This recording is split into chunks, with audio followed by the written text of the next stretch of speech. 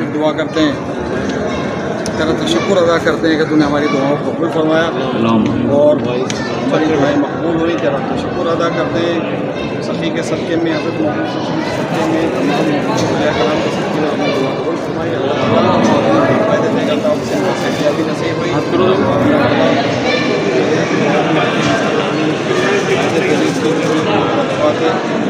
काम किया फ़ायदे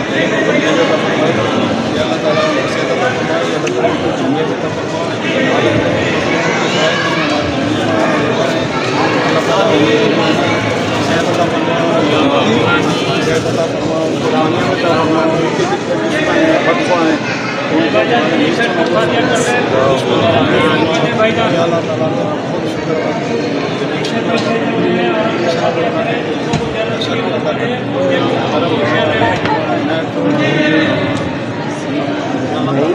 हमारी सबके लिए जो है ना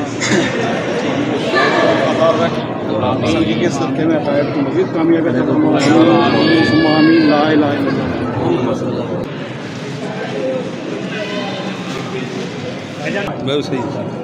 जिस नीयत मुराद साहब अल्लाह ताला पूरी फरमाए। अल्लाह ताला आप लोगों की दुआ कबूल फरमाए। एक फैक्टर फातिहा कर दें भाई साहब।